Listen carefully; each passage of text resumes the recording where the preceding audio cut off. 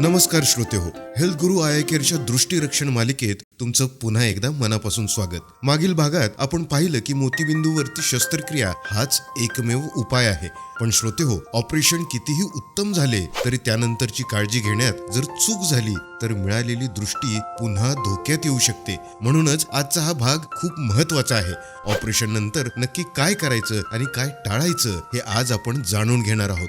शस्त्रक्रिया करून जेव्हा रुग्ण घरी येतो तेव्हा या गोष्टी पाळणं अनिवार्य आहे. पहिलं म्हणजे काळा चष्मा. घराबाहेर पडताना धूर आणि प्रखर सूर्यप्रकाशापासून रक्षण करण्यासाठी काळा चष्मा नेहमी वापरायचा. त्यानंतर येतं स्वच्छता. डोळ्यात औषध किंवा ड्रॉप्स टाकण्यापूर्वी आपले हात साबणाने स्वच्छ धुवावे. लक्षात ठेवा, अस्वच्छ हातांमुळे संसर्ग म्हणजेच इन्फेक्शन होऊ शकतो. तिसरं म्हणजे डोळा साफ करणे. डोळ्याच्या कडेला घाण जमा झाली असेल तर पाणी उकळून ते थंड करा. स्वच्छ कापसाचा बोळा त्या पाण्यात बुडवून डोळा बाहेरच्या बाजूने हलक्या हाताने पुसून घ्या. आणि हो, पाणी थेट डोळ्यात मारू नका. श्रोते हो, आता सर्वात महत्वाचं, काय टाळायचं. ऑपरेशन नंतर पुढील काही दिवस या गोष्टी कटाक्षाने टाळा. डोळे चोळू नका. हो, डोळ्याला खाज आली तरी अजिबात चोळू नका. दुसरं म्हणजे अंघोळ. ऑपरेशन नंतर किमान 15 दिवस डोक्यावरून अंघोळ करू नका. चेहऱ्यावर पाणी मारताना ते डोळ्यात जाणार नाही याची काळजी घ्या. तिसरं म्हणजे झोपण्याची पद्धत. ज्या डोळ्याचे ऑपरेशन झाले आहे त्या कुशीवर किंवा बाजूला किमान 1 आठवडा झोपू नका. चौथं म्हणजे कष्टाची कामं.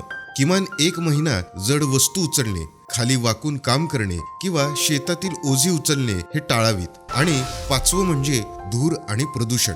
स्वयंपाकघरातील धूर आणि बाहेरच्या धुळीपासून लांब राहा. श्रोते हो, शस्त्रक्रियेनंतर 1 आठवड्याने आणि 1 महिन्याने डोळ्यांच्या डॉक्टरांकडे जाऊन तपासणी करणं हे बंधनकारक आहे. पण त्यापूर्वी जर तुम्हाला खालील लक्षणं दिसली तर 1 मिनिटाचाही विलंब न करता डॉक्टरांना भेटा. पहिलं म्हणजे डोळा अचानक लाल होणे, डोळ्यात असह्य वेदना होणे किंवा अचानक दिसणं कमी होणे. अशा वेळी आपल्या आशाताईची मदत घ्या किंवा थेट हॉस्पिटल गाठा, कारण इथं वेळ खूप महत्वाची असते. तर श्रोते हो, लक्षात ठेवा, ऑपरेशन डॉक्टरांचे असतं पण आपल्या रुग्णाची काळजी आपणच घेतली पाहिजे. त्यामुळे तुमची ही छोटीशी सतर्कता आजी आजोबांची दृष्टी कायमची सुरक्षित ठेवेल. पुढच्या भागात आपण पाहणार आहोत चष्मा का आणि कोणासाठी, मुलांमधील दृष्टीदोष आणि 40 नंतर लागणारा चष्मा याबद्दल आपण सविस्तर बोलणार आहोत.